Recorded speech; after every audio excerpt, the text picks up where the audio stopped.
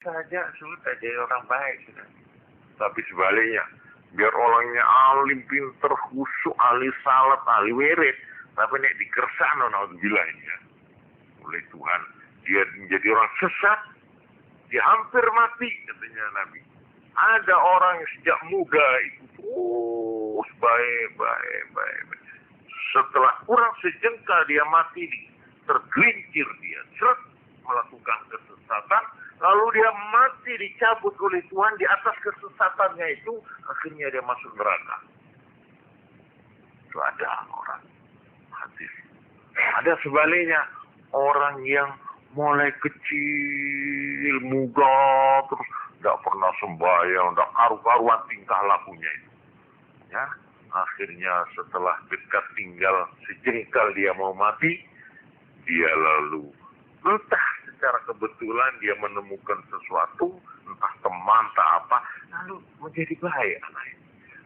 Tekun, tobat kepada Allah. Di atas tobatnya itulah dia dicabut, sehingga dia masuk surga. Itu ada hadis. Dan sahih hadis itu. Oleh karena itu kita yang sudah diberi petunjuk Allah, jangan sombong. Jangan menghina orang yang belum baik. Orang yang belum sembahyang kita doakan. Jangan dinyek. Wah, pelan, rokok. Kutuk Tuhan tidak boleh. Kita dilarang oleh agama mengutuk orang. Sampai pun orang kafir tidak boleh itu. Dengan menyebut nama loh. Tapi kalau secara umum, kutuk Tuhan akan menimpa mereka yang koruptor. Tapi tidak disebut namanya. Ya. Mereka yang menggorok leher rakyat, mana boleh, tidak apa-apa itu. Itu namanya tidak. Tapi kalau ditujukan A, kalau tidak ada bukti, awas sampean. Kalau si A itu mudah-mudahan dikutuk Tuhan karena dia begitu. Hatta pun orang kafir tidak boleh. Kecuali kalau sudah mati dan matinya mati kafir. Omanya Abu Jahal, Fir'aun boleh. Boleh. Kutuk Tuhan. Tabat yada Abi Lahab. Itu Abu Lahab dikutuk. Tapi sudah mati. Tapi kalau masih hidup, kenapa? Karena orang kafir pun. Kalau masih hidup, masih ada kemungkinan dia menjadi orang baik, orang mukmin, orang baik. Dan tidak ada terlambat sudah ada, ya. Dan tidak ada barang yang sukar bagi Allah. Itu maksudnya hati manusia itu berada di antara dua jari Tuhan. Ini menurut arti ulama sahabat. Kholaf, yaitu aliran takwil apa tadi? Tafsir. Nah itu banyaklah contoh-contoh yang sama dengan ini.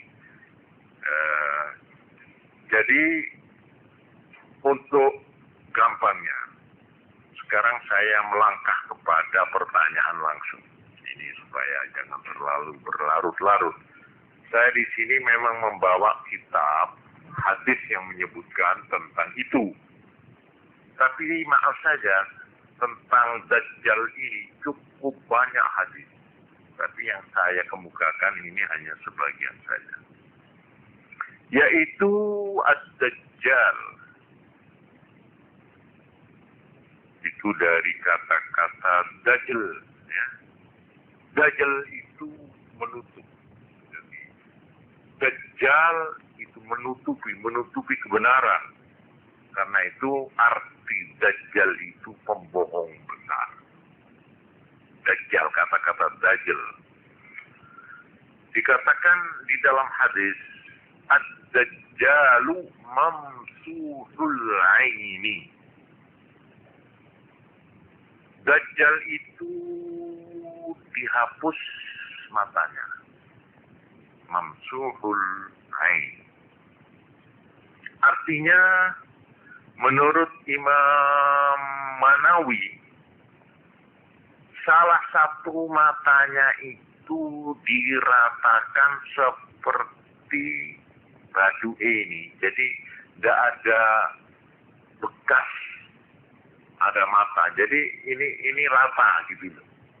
Bukan kok ada matanya terus gini, enggak. memang tidak ada, jadi cuma satu matanya. Ini kan lain daripada yang lain ini, ya. Kalau yang banyak kita ketahui itu dua mata, cuma yang satu tertutup, ya, atau sakit atau apa. Ini enggak, mamsuhul ain ini dihapus seperti batu.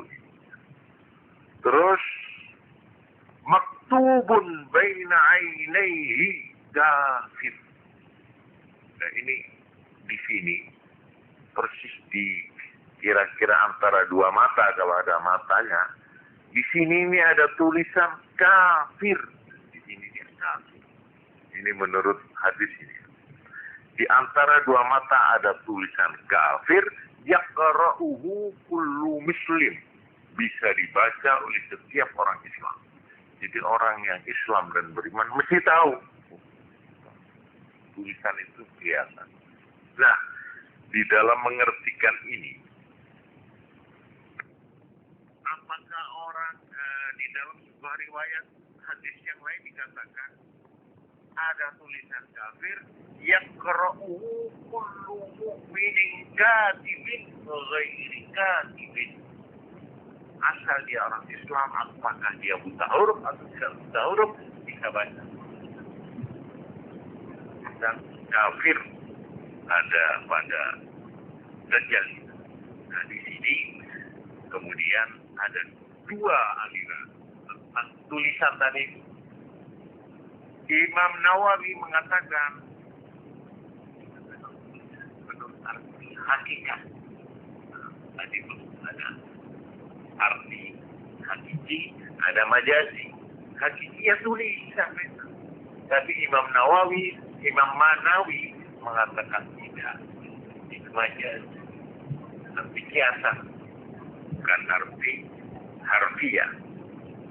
Tentang tulisan. Artinya tanda-tanda orang ini jelas bahwa dia itu.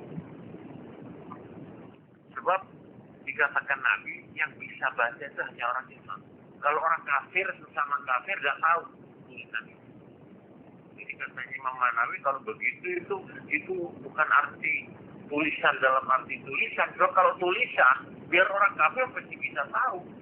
Nah ini jadi itu dia besok di hari kiamat. Orang yang Islam yang mukmin tahu ini orang kafir. Betapapun dia bisa bertolak tingkah, kita tahu dia kafir. Ini menurut arti dari dua imam. Sekarang kalau orang ini memang orang celaka, dia tidak tahu bahwa ini kafir atau tidak kafir gitu. Sehingga orang ini menjadi korban. Selanjutnya ada lagi keterangan hadis begini. Ad-Dajjalu a'warul ainil yusra. Bahwa Dajjal itu ya dosa ini meripati pijet. Akwar itu pijet. Jadi kalau makna yang biasa. Akhwarul ainil yusra. Di dalam riwayat yang lain, akhwarul ainil yumna, yang kanan. Ada dua riwayat. Nah di sini tentang arti akhwar. Ya. Ini ada dua. Sebab ada to'ifiyah, menonjol, apa itu? Mendulu. Jadi ada yang mendulu, mengatakan mendulu. Jadi dengan perkataan lain ringkasnya begini. Dikumpulkan ini hadis, ini ya sih bilang kanan ini. Pokoknya ini nanti kalau diterangkan satu-satu kan terlalu lama ya. Jadi pokoknya begini. Dajjal itu matanya itu cuma satu. Kalau satu itu dihapus, tidak ada matanya. Cuma yang ada matanya ini mendulu. Seperti apa itu anggur. Buah anggur. Dan bagaimana kira-kira itu ya dulu. Nah ini anunya. Terus di selanjutnya dikatakan jufalus syar, lebat rambutnya. Wah, jadi seperti kandang ayam gitu kira-kira. Ya, mobil sarang itu, ya. Jadi bombyong. Lalu dikatakan, ma'ahu jannatu wa nar. Dia membawa surga dan neraka. Nah, ini hadis tadi itu. Fanaruhu jannah wa jannatuhu nar. Dia bawa dua, surga dan neraka. Surganya dia adalah neraka. Nerakanya dia, itulah surga. Ini kata-kata apa ya? Nah ini jangan diartikan hakiki, jangan diartikan surga-surga, masa surga di tangannya orang itu ya. Jadi perbuatannya itu yang seolah-olah menggambarkan surga, kenikmatan, justru di situ itu. Orang kalau ikut dia di situ, dia akan masuk neraka-nerakanya Tuhan. Nah, itu yang dimaksud. Kemudian ada hadis lagi, yang lain. Ad-Dajjal la yuladu lahu. Dajjal itu tidak diperanakan.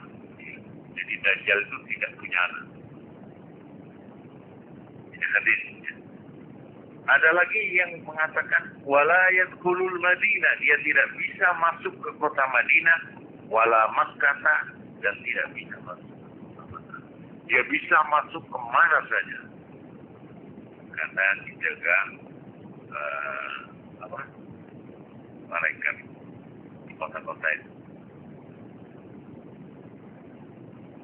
Walhasil kalau kita melihat ini, maka banyak yang pokoknya dari hadis-hadis. Dajjal itu memang orang. Dajjal itu memang orang. Dan sebagai tandingannya di dalam hadis, kalau sudah hari kiamat itu sudah dekat, maka Dajjal akan muncul. Dan Dajjal ini yang membunuhnya adalah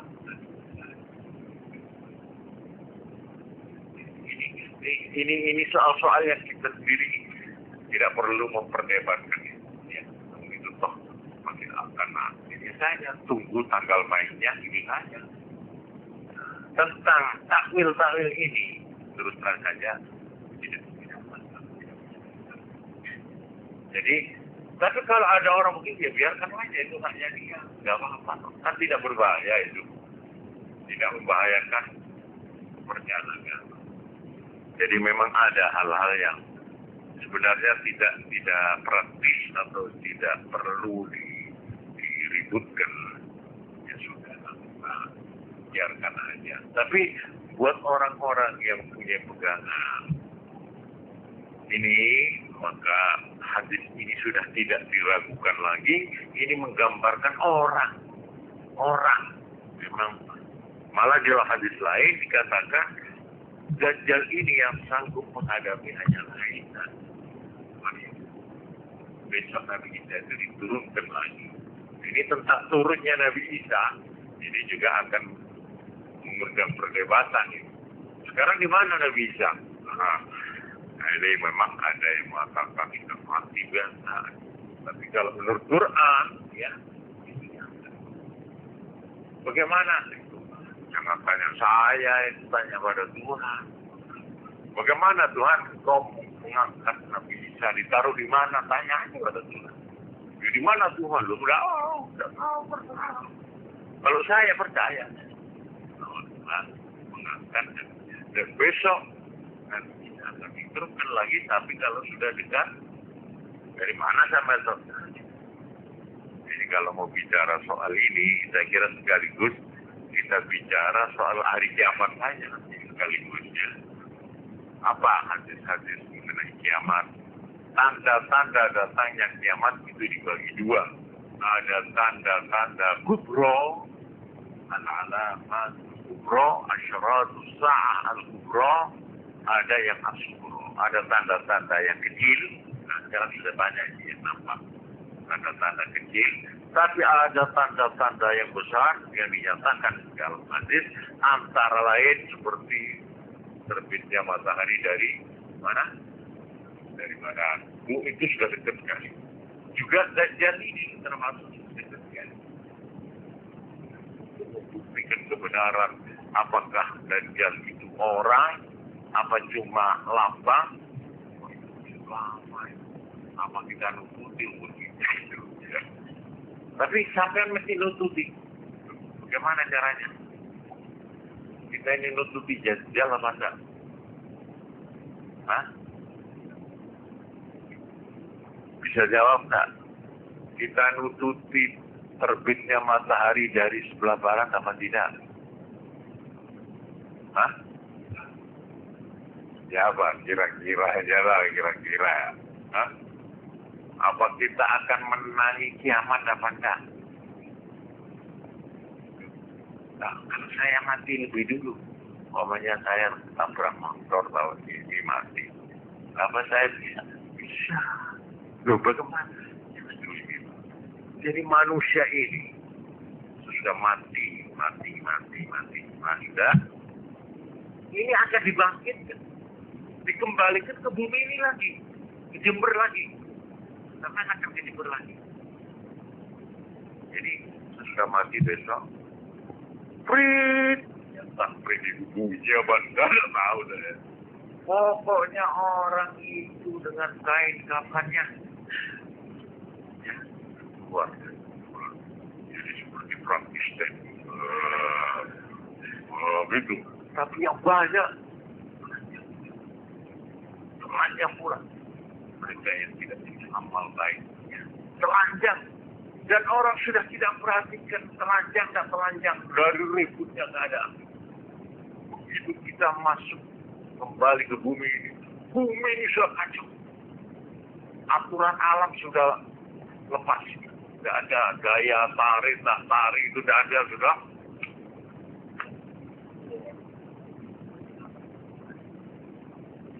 Gunung akan terbangan seperti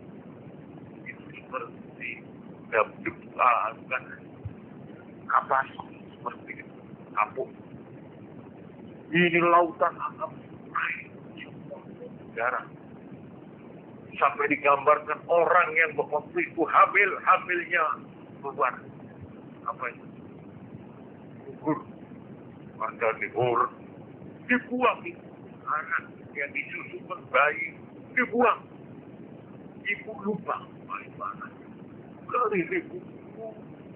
وقال الإنسان ما لها إلا زلزلة الأرض زلزالها. Jadi orang kita semua yang mati-mati itu akan bangun.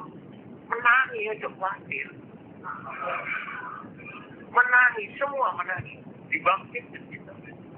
Biarpun matinya sekarang. Serentak kan ya. Jadi bangkit dari kubur itu tidak ada yang besok. Tidak serentak satu waktu. Hilang warga, hilang teman. Hilang. Al-akhillah, teman yang kental. Wah ini kita kalau dongeng lalu panjang ini kan.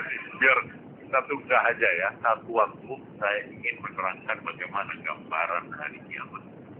Cuma orang menangis. Di saat itu Nabi. Di saat itu semua matahari itu. Di saat itu. Kita ikut menyaksikan. Karena itu untuk gampangnya pilihlah satu di antara iman percaya kepada Quran hadis yang menyatakan dan menceritakan itu atau ya tunggu aja. Digambarkan dalam Quran orang yang tidak percaya ketika dia sudah di ambang pintu kematiannya baru aja. Ya Allah, kembalikan aku Tuhan. Sebentar saja saya mau sembahyang. 1 menit saja. Tidak ada waktu. Sahabat yang mati di dalam medan perang, gugur sebagai syuhada. Yang ditangisi waktu di kuburan dia ditanya, Abdullah, Jabir bin Abdullah yang mati. Katanya Nabi, itu Abdullah ditanya, kamu minta apa? Tuhan menuruti semua permintaan. Begini-begini. Pada waktu itu mau minta Mercedes ya nggak bisa dipakai loh di sana. Emas berlian nggak berlaku di sana. Pangkat dulu ada di sana. Apa ya? Tuhan, satu saja saya meminta. Berilah kesempatan sekali lagi saya ingin gugur di Medan. Sebaliknya. Saya ingin mati lagi di Medan. Sebab dia tahu bagaimana pahala yang disediakan dari ini, dia bisa kembali. Kepada malaikat, saya dari Tuhan masuk satu hingga kalau satu nggak bisa kembali lagi dari itu orang baik kok. Orang yang gugur di medan perang bisa kembali lagi supaya mati perang lagi, bisa 10 kali dia dikembali. Ingin mati gugur di medan perang 10 kali maksudnya. Apalagi yang brengsek ya, perang ditolak mentah-mentah, malah sesalan dari perbuatan zalimnya manusia itu. Memang oleh Tuhan hampir semuanya ditunda pada waktu ambang pintu. Ini sangat sesalan yang tidak habis-habis. Memang orang yang koruptor, orang yang jahat bisa naik pangkat apa bayar, tapi dia pada saat dia menghadapi di sana, filmnya itu dibuka. Di sana dia teriak-teriak, dia minta ditangguhkan, tapi tidak bisa. Nah di sana jadi siksaan pribadi saya terangkan. Seorang dokter tanya pada saya, kenapa? Anak saya itu sampai tanya sama saya tidak bisa jawab, tolong Pak Yai. Kenapa? Anak saya itu sudah jadi dokter, malah dokter ahli. Dia tanya, Pak, akhirat itu apa ada, Pak? Akhirat apa? Loh, enggak, saya ditanya. Dongengan agama itu betul. Sampai cuma sama jempol. Loh, kamu ini nak? Saya ini sudah lama di Jakarta. Mata saya melihat sendiri bagaimana orang yang koruptor itu begitu gampang menumpuk kekayaan. Dia mendapat perlindungan langsung tidak langsung, Pak, ini mata saya. Tapi sebaliknya teri-teri dicekal seperti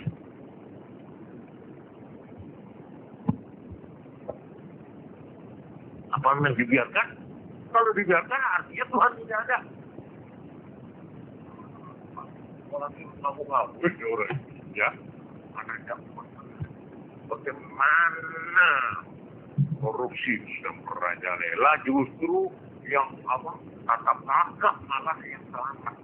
Tidak selamat malah yang teri-teri ini sampai menggoyangkan imannya. Saya itu jawabnya cuma satu. Saya membacakan ayat. Di dalam sebuah ayat dikatakan, andai kata Tuhan memperhitungkan dosa orang-orang, maka tidak ada orang lagi di dunia. Itu ada ayat. Maka diambil 3. Tetapi memang sengaja Tuhan memberikan kesempatan kepada orang-orang itu untuk perbaiki kesalahannya. Nah inilah sifat halim. Disebut Tuhan itu mempunyai sifat halim. Halim itu begitu lapang dada sampai orang yang salah tidak spontan, tidak kontan dihukum. Tapi orang ini diberi waktu dan kesempatan yang terbaik. Dan membiarkan orang untuk perbaiki ini namanya halim. Ini sifat Allah. Untuk ini maka dosa itu dibagi. Dosa pribadi perorangan ini yang diberi kesempatan orang itu menyadari dan perbaiki sampai batas di ambang pintu kematiannya. Kalau sudah di ambang pintu, maka dia sudah terlambat. Di sana dia akan disikap apa yang selama ini dia tidak tahu. Gambaran perbuatan kejahatannya, dosanya, segala-galanya itu baru dia akan dibuka pada saat dia akan mati. Jika itulah dia menyesal, dia sesal tidak. Tapi kalau kesalahan itu kolektif, kesalahan dari masyarakat, maka menurunkan azab. Gempa, perang, wabah, perang bentuk siksaan dari Allah. Kesalahan kolektif itu dihajar. Jadi sesuatu yang bersifat umum itu diderau Tuhan dengan otak. Tapi kalau perorangan itu, namanya orang dan sayang, nggak apa-apa kan? Saya cukup sehat, ya, nggak apa-apa. Kan kaya, mamanya itu ya. Orang berzina, mamanya. Kenapa? Sekarang banyak obat untuk menyelamatkan dan penyakit. Syukur enak. Saya sudah 30 tahun. Di mana? Oh, sudah segala bangsa. Gak apa-apa toh. Nah ini orang merasa aman karena dibiarkan itu. Memang silakan terus. Nanti pada satu saat dia akan dipukul oleh dosanya. Dia akan dipukul oleh perbuatannya. Bukan orang tuanya, bukan polisi, bukan tetangganya. Dosanya sendiri akan membayar. Orang yang melakukan dosa perjalanan, dia tidak punya ketenangan. Dia terus dihantui, dibayangi, diikuti. Dia tidur terus, diikuti oleh dosanya. Kalau sampai tidak percaya, boleh dicoba. Ya. Coba aja membunuh orang tidak punya salah. Bunuh. Tidak ada orang tahu. Sampai terus dihantui. Apalagi sampai tidak pernah melakukan. Ya. Membunuh orang tidak pernah. Hanya satu kali bunuh. Coba saya ingin tahu. Akhirnya mana? Membenamkan dirinya. Melupakan dirinya dalam dosa. Dengan menumpuk-numpuk dosa. Kenapa? Saya lari dari hantu saya. Itu. Sebenarnya dia lari.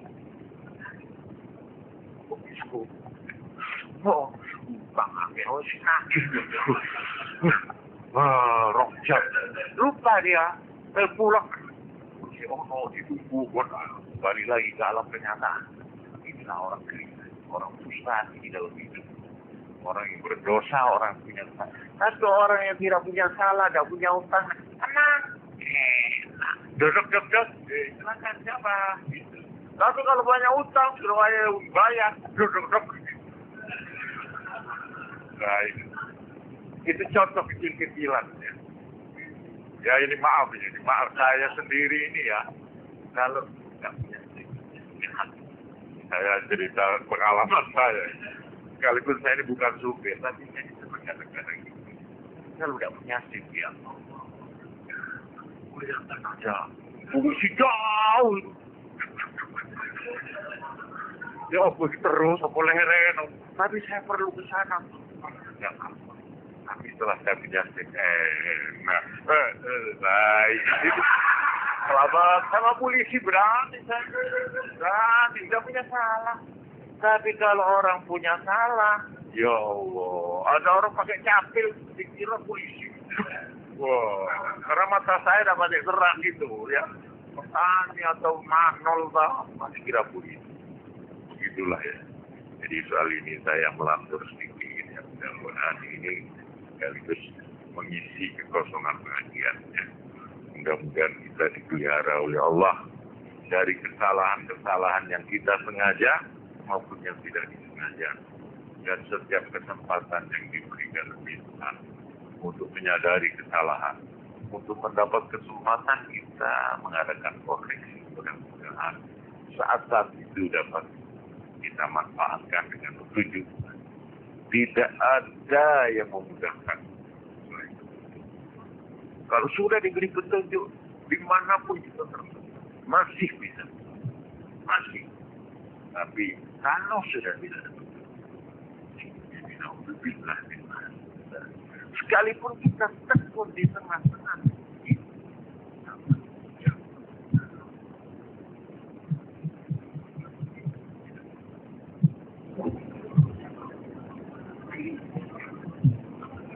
Karena itu orang yang sudah diberi petunjuk oleh Allah, mohonlah satu doanya. Rabbana la tuzigh qulubana ba'da idh hadaytana. Wahai Tuhan kami, ajaran Quran. Wahai Tuhan kami, janganlah Engkau belokkan hatiku sesudah Engkau memberikan. La tuzigh qulubana. Jangan kamu selewengkan hati kami. Ba'da idh hadaytana. Sudah Engkau memberikan petunjuk. La tuzigh. Wahab lana min ladunka rahmah. Berilah dari kami rahmat. Tetap harapkan rahmat. Berarti apa? Tindakan Allah. Ini harus dibaca berulang-ulang. Bagi orang yang sudah mendapat petunjuk, jangan lupa baca doanya. Al-Quran ini. Rabbana la tuzigh qulubana ba'da idh hadaytana wa hab lana min ladunka rahmah innaka antal wahhab. Ini kalau sudah mendapat petunjuknya, jangan dicabut petunjuk. Saja wallahu a'lam. Kalau memang saatnya nanti akan saya tambahi penjelasan seperlunya. Untuk kali ini saya cukupkan sekian. Assalamualaikum warahmatullahi wabarakatuh.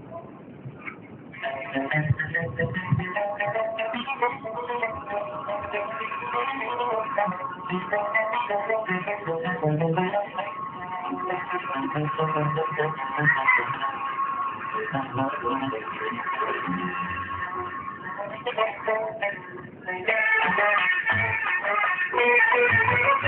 you.